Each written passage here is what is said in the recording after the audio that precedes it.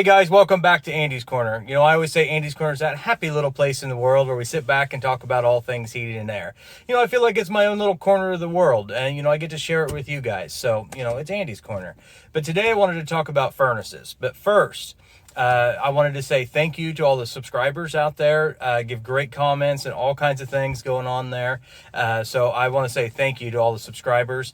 And if you're watching the videos and you're not subscribed yet, you know, watch a couple more videos. Make sure you hit the subscribe button while you're there, and check out and see what's on the channel. There's all kinds of different things. It's not all heating and air, but there is a lot of that. So it's a little bit for technicians, a little bit for homeowners, all kinds of stuff. So check it out. Make sure you hit the subscribe button. I really do appreciate it a lot.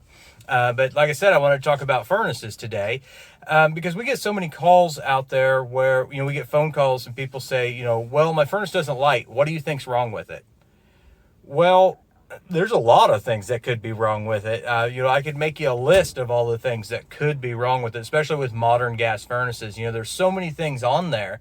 There's a lot of things that could go wrong. There's all kinds of safeties, different parts, moving parts, stationary parts. There's so much stuff that it could be a lot of different things. So, you know, the way I always look at it is there's a sequence of operation. Any of you techs out there, you know that there's a sequence of operation for everything to work. You know, this has to happen before this can happen, before this can happen, and this, and so on until eventually we get heat and the house stays warm or whatever it may be. So, you know, we have to follow that sequence of operation, because if you pay attention to your sequence, you can kind of see, you know, where it stops and where the problem is. So, you know, when I'm talking to guys that are training to be heating air techs, or talking to some of the people out there, I want to make sure that they follow all those steps, because when you skip steps, that's when things go wrong. So, you know, let's break it down a little bit. As far as your normal, let's just say a residential high efficiency gas furnace. That's what most of us are dealing with these days. You know, first thing has to happen, thermostat has to come on. So obviously the temperature has to drop. Your thermostat has to call for cooling, or call for heating, I'm sorry. You know, so it has to call for that. It has to send power back to the furnace and tell it to start. You know, inside that thermostat on your wall, if you don't know much about them, there's all kinds of little relays in there. Everything's ran off the temperature. So once the temperature falls, then it sends power to the furnace, tells it to start. Once the furnace starts, then the board in that furnace will start the inducer. Your inducer assembly is a little fan motor in there that blows the flue gases out of the house. Most of the furnaces these days are power vent of some sorts. You've got induced draft furnaces, you've got condensing furnaces, but they all have an inducer or combustion blower on it of some sorts. So once the board tells that to come on, there's a little safety switch on there called a pressure switch. That pressure switch has to close. It's a normally open switch. Sits in there. A lot of the new furnaces have multiple pressure switches just for added safety, and a lot of them we are dealing with high fire, low fire, and all that kind of stuff. So we've got pressure switches on there. That inducer or the collector box that's going to the heat exchanger has a little hose on there. Most of them are under a vacuum. Whenever that inducer starts, it pulls a vacuum on that switch.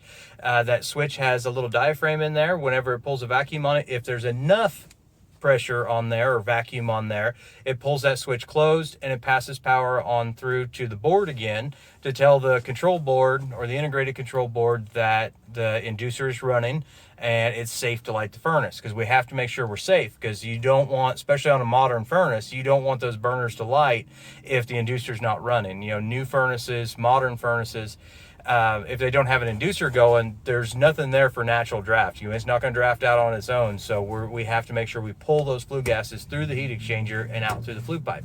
So we have to make sure it starts. That's the point of the pressure switch.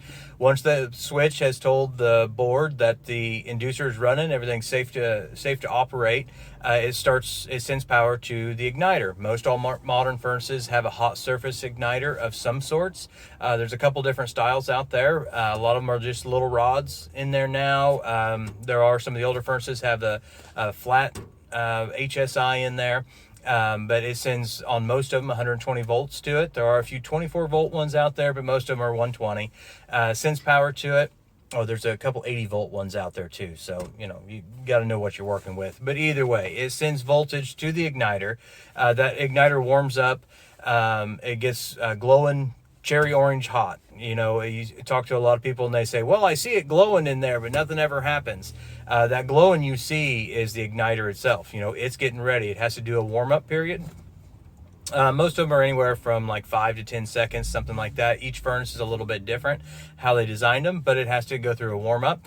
Once it's gone through that timing and all the safeties are closed and everything's doing what it's supposed to, then that board knows it's safe to light, so it opens the gas valve. Once it opens the gas valve, then it pushes gas, natural gas or propane, across that igniter. Once it does that, you have ignition. Your burners have lit, which a lot of those furnaces, as far as new style burners, most of them are in-shot burners. Some call them Beckett burners. There's a lot of different names for them, but they're all pretty similar. Some of them are a little bit different in size and that kind of thing.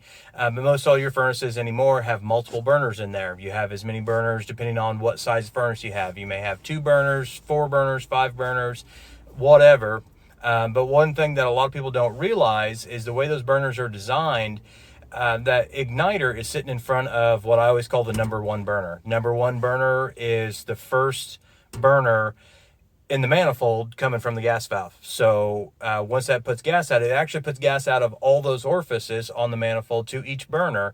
But the igniter sits in front of the number 1 burner. So once that number 1 burner lights, that flame actually jumps across each burner all the way over across on the what they call crossover channels, or some of the older furnaces had crossover tubes, but that flame actually jumps all the way across. It has to get to the last burner, because in front of the last burner is your flame sensor. Your flame sensor has to be able to recognize the flame. In order to check a flame sensor, you have to know how to use a multimeter and be able to check for your microamps, but that flame sensor has to be able to read. A lot of times those flame sensors can get dirty. They get a carbon buildup on them, things like that, which I've got another video out there on checking flame sensors and how to read them, clean them, all that kind of stuff. So make sure you check that out if you are to this point of the sequence and you need to know, or if you're a tech out there looking for a little more information, something you can't find. There's a lot on the channel about that. So that's my sales pitch for the afternoon, but that's the only one, I promise. More than likely. I mean, we'll see what happens. But either way, flame sensor has to be able to read. So once the flame sensor reads, it sends that microamperage back down to the board. The board knows that the flame is lit, because it is a safety. Because if, let's say you've got 4 burners in there and only 3 of them light, you don't want that last one still pumping out fuel, because eventually it will build up enough to where it gets over to that flame on the other ones, and it'll light, and you'll have what they call delayed ignition, where you built up a bunch of gas in there and then it all lit at once. They woof and poof and make noises. A lot of people get scared of it. There are a lot of safeties in there if that were to happen, to hopefully shut the furnace down. But it does happen. Dirty burners, dirty crossovers, that is pretty frequent. So if you are a tech out there, you need to make sure you recommend maintenance to everybody. If you're a homeowner out there, absolutely, I recommend maintenance. Call your local contractor.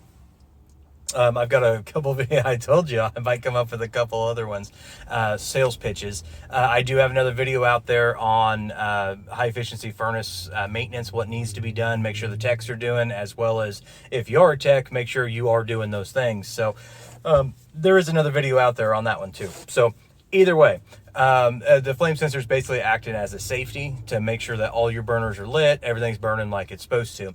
Once that happens, a little timer starts in the board, because the blower has to kick on, but we don't want the blower to kick on immediately in most cases, because we want to build up a little bit of heat in that heat exchanger before the fan starts blowing. That way, the air's not cold when it first comes out, because if that furnace just lit and the blower's already running, it's going to take longer for that heat exchanger to warm up, and you may feel a little bit of cool air coming out, something like that. So we want it to warm up.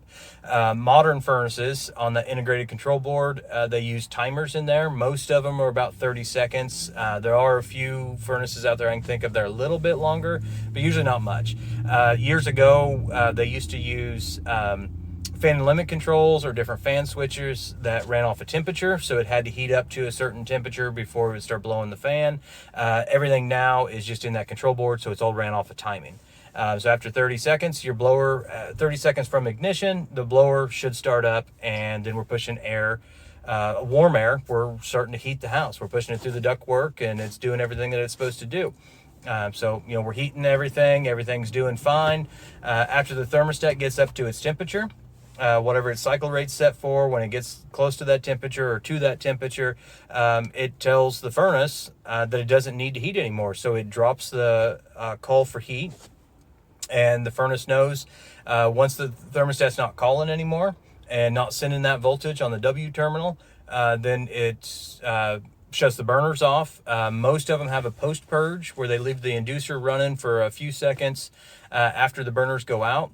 And once that happens, then it starts its blower timer, which it has to cool it down, because we don't want to just shut the blower off the same time the burners go out, because at that point your heat exchanger is still going to be hot and it's not going to have a chance to cool down. You run the risk of tripping your limit switches, your temperature controls in there, all your safeties, as well as it could be damaging. It will be damaging to that heat exchanger if it doesn't get cooled off every cycle.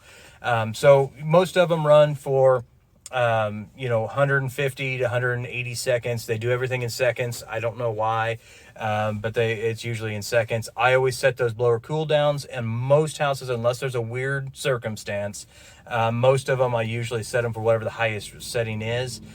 Most of the modern furnaces are like that 150 to 180 seconds, somewhere in there.